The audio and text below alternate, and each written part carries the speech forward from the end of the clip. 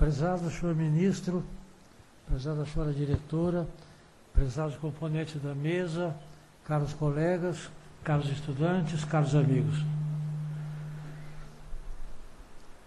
Eu vou dar a minha fala um cunho estritamente pessoal.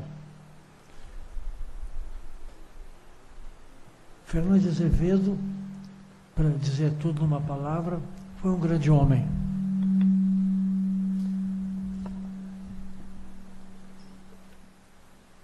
Eu o conheci bem, porque fui seu aluno, fui seu assistente e depois fui seu amigo muito próximo até o fim da sua vida. Nessa oportunidade eu quero ressaltar apenas alguns aspectos do seu modo de ser, da sua atuação, da sua obra. É como se alguém me perguntasse como era o homem que redigiu o Manifesto de 1932. Essa é a pergunta que eu imagino que me fizeram. Fernando de Azevedo era, sobretudo, um homem ardente. Ele não fazia nada a frio. Transformava as ideias sempre em convicções e transformava as convicções em emoções profundas. Ele ia sempre até o fim. E certas coisas da vida dele mostram isso bem claramente. Tomando o exemplo da sua infância e da sua adolescência. Ele fez o curso que se chamava naquele tempo de secundário, no famoso Colégio Anchieta dos Jesuítas de Nova Friburgo. Dentro de um colégio religioso, ele que era religioso, formou a ideia de ser jesuíta. Por quê? Porque como ele ia sempre até o fim, se ele era religioso e se ele acreditava na religião, tinha que ir até o fim, tinha que ser padre. E de fato ele entrou no noviciado dos jesuítas. Ele fez o curso para ser jesuíta, queria ser, até que os jesuítas o chamaram, os seus orientadores, mais clarividentes do que ele, e disseram: você não serve para isso. Ele resistiu, porque ele queria ser. Não, você é um homem do mundo, a sua tarefa é no mundo. Da Companhia de Jesus, ele trouxe algumas coisas muito importantes, que foram, em primeiro lugar, uma sólida formação clássica e filosófica. Ele se formou em seguida em Direito aqui em São Paulo, não sem antes ter passado momentos muito duros de trabalho e quase de privação. Porque, embora meio de uma família abastada, os seus perderam tudo que tinham. Ele contava sempre que uma coisa fundamental da vida dele foi ser conferente de alfândega do Lorde brasileiro, onde então ele convivia com os estivadores, almoçava com os estivadores, entrava nos problemas dos estivadores. E nesse tempo ele começou a ter consciência do povo, do qual geralmente a classe média vive completamente afastada. Ele pôde conviver muito profundamente com o povo.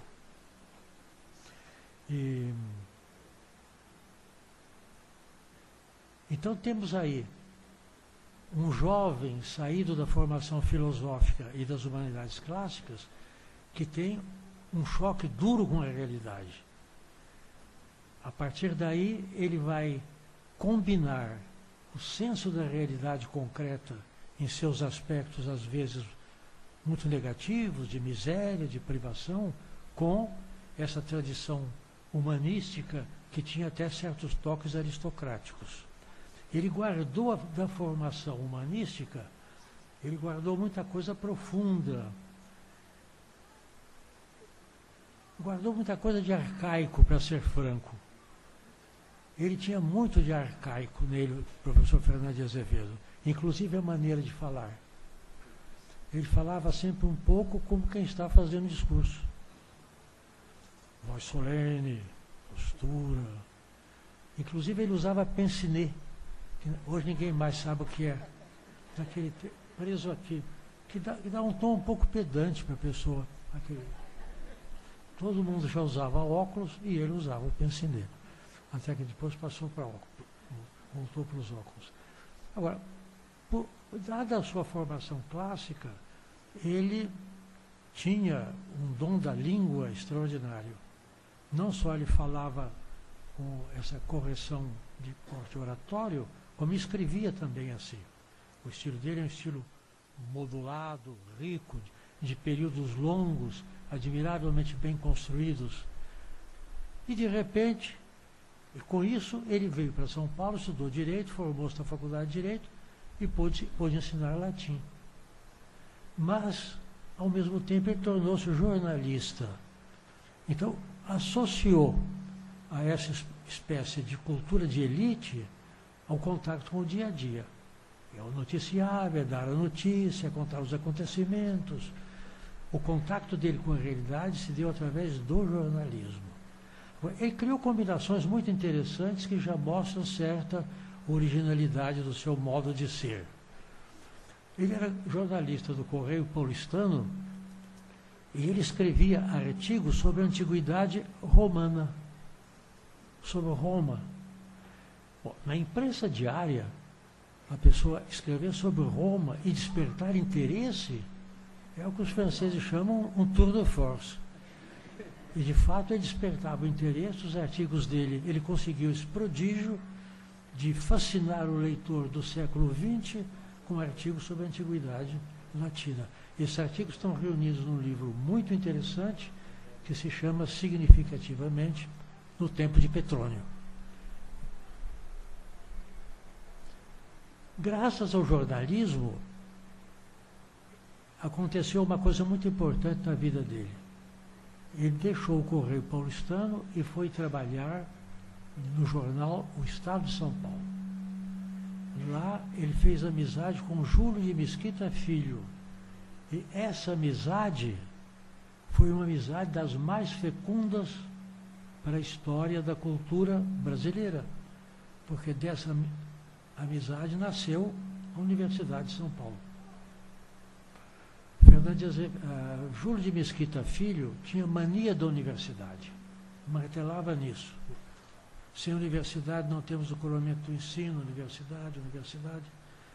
E Fernando de Azevedo se imbuiu dessa ideia. E, sobretudo, aí a minha memória tergiversa um pouco. Eu tenho a impressão que foi Júlio de Mesquita Filho que o iniciou na obra sociológica de Emílio Durkheim. Pode ser que o Dr. Fernando já conhecesse de antes, mas, em todo caso, como Júlio de Mesquita Filho era fanático por Durkheim, estabeleceram um eixo durkheimiano. E Durkheim deu a Fernando de Azevedo o que lhe faltava, uma visão sociológica para compreender o mundo presente. Então, eu digo, a formação dele, desse rapaz que estava chegando aos 30 anos, a formação dele estava se aprontando já. E ele tornou-se o maior representante do pensamento de Durkheim no Brasil. Quem foi aluno dele sabe disso. Ele via a realidade através da obra de Durkheim, sem prejuízo de outras coisas. O Júlio Mesquita Filho encarregou, então, de fazer um inquérito sobre a situação do ensino em São Paulo. Este inquérito puxou Fernando de Azevedo também para mais uma coisa que lhe faltava. Puxou para a realidade educacional presente. Esse ensaio, esse inquérito, essa investigação ficou famosa e foi publicada no ano de 1926, ao longo do ano, no jornal O Estado de São Paulo. De maneira que ele, já orientado pelo pensamento de Durkheim, porque Durkheim foi professor de Sociologia e de Educação na Universidade de Bordeaux. Então, ele passou a ver a educação como um fato social de um ângulo sociológico. E essa pesquisa que ele fez, que foi, vamos dizer, completou a sua formação intelectual, preparou o homem de ação. Ele passou para a ação. Por quê? Porque essa pesquisa deu-lhe um grande nome. E ele foi, então, convidado para ser diretor de instrução pública do Distrito Federal, do Rio de Janeiro, naquele tempo. Ele aceitou e tornou-se, então, ele passou para a ação educacional. Completou, passou para a ação educacional. A luta dele de 1927 a 1930 no Rio de Janeiro foi uma coisa realmente extraordinária. O que ele enfrentou não se pode imaginar. As pessoas da minha geração ainda sentiram os ecos disso. Ele é acusado de estar promovendo uma bolchevização do ensino. Ele estava acusado de trazer o comunismo para o seio das famílias e da escola. Um artigo do Jornal do Brasil aconselhava que o fechassem no hospício, porque ele sabe que ele fazer coisas loucas para a sociedade brasileira. Enquanto a Igreja Católica, que naquele tempo era extremamente reacionária, moveu céus e terras contra ele. Ele foi assim, realmente. E quando ele estava apresentando o seu projeto no Conselho Municipal do Rio de Janeiro, um fanático da galeria simplesmente deu um tiro nele. E o famoso compositor Orestes Barbosa, do Chão de Estrelas, travou o braço do camarada e a bala pegou no chão. Portanto, pode-se dizer que ele jogou a vida nessa reforma, não é metáfora. Ele jogou a vida nessa reforma, mas realizou a reforma. E essa reforma foi entre outras reformas que houve no Brasil naquele tempo, né, de Lourenço Filho no Ceará, a de Francisco Campos em Minas, a de Carneiro Leão em Pernambuco, precedidas pela de Sampaio Dória em São Paulo, criaram esse movimento de reforma que vem se fechar nesse manifesto. Então, voltando para São Paulo, ele continuou na atividade, mas eu, de certa maneira, já respondi o que eu queria. Quem era o homem que em 1932 redigiu esse manifesto? Era esse homem que eu procurei caracterizar. Eu diria que em São Paulo, aí ele se desenvolveu como homem de ação educacional, foi um grande militante. E nessa fase, foi a sua fase áurea, porque foi a fase de culminação intelectual. Foi aí que ele escreveu os seus grandes livros, Os Princípios de Sociologia, sobretudo a Sociologia Educacional, que é um livro criador, um grande ensaio político, que é Canaviais e Engenhos da Vida Política do Brasil, e a obra monumental sobre a cultura brasileira. Ele fez o Código de Educação de São Paulo, além do manifesto, ele fez o Código de Educação de São Paulo, e ele, com o professor Almeida Júnior, redigiu o plano da Universidade de São Paulo. Então, ele foi um dos criadores da Universidade de São Paulo, que pôde ser criada porque Júlio Mesquita Filho conseguiu. O cunhado dele estava governando São Paulo. E ele, então, pediu ao cunhado, e o cunhado criou a universidade. E eu posso dizer que Fernando de Azevedo e Júlio de Mesquita Filho foram os dois principais criadores da Universidade de São Paulo. E colaborou nisso com ele o professor Almeida Júnior, um grande educador também. E nesta ocasião, em 1933, no projeto, foi criada a Faculdade de Educação, de que essa aqui é a retomada. Essa Faculdade de Educação durou 4 anos, mas a reação contra Fernando de Azevedo aqui em São Paulo foi igualmente violenta. E toda a educação mais tradicional, mais apegada à rotina, conseguiu do governador do estado um decreto extinguindo essa faculdade. A faculdade foi simplesmente extinta em 1937 e se transformou na seção de pedagogia da Faculdade de Filosofia, Ciências e Letras. Acontece que Fernando de Azevedo passou então a professor dessa faculdade, da qual ele foi diretor.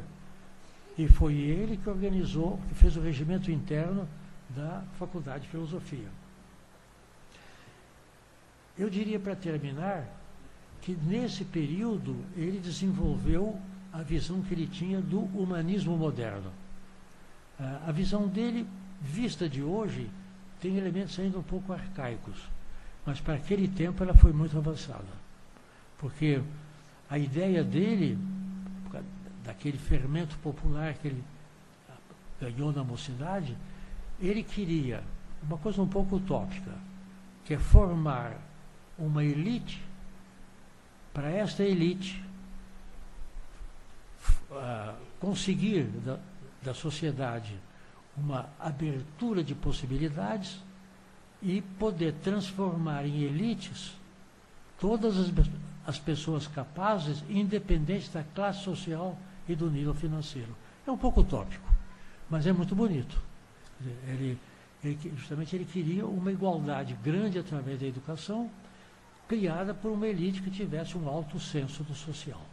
Então, essa fase, ele discutiu muito isso, discutia muito com seus amigos, e ele estava interessado, sobretudo, nessa fase, na educação como força de transformação social. Porque quem foi aluno dele sabe que no pensamento dele havia uma espécie de antinomia. A educação é, por um lado, uma força eminentemente conservadora, porque ela tem que preservar a cultura, que é uma coisa do passado, tem que manter a cultura, portanto ela conserva. Mas se ela for uma força conservadora apenas, ela esclerosa a sociedade. Então ela tem que ser também uma força de mudança. É difícil, é uma espécie de quadratura do círculo para aquele tempo, mas ele enfrentou esse problema. E foi o problema que nutriu a reflexão final dele sobre o humanismo. Em resumo, eu quis lhe dar uma ideia baseado não em informação escrita, ou em documentação, ou em pesquisa, mas no meu convívio com Fernando Azevedo. Eu sou das últimas pessoas, provavelmente dada a minha idade, eu sou das últimas pessoas que conviveram com ele. Pessoas que o conheceram intimamente. Então eu achei que era melhor, em vez de fazer um estudo, fazer um depoimento pessoal. Muito obrigado.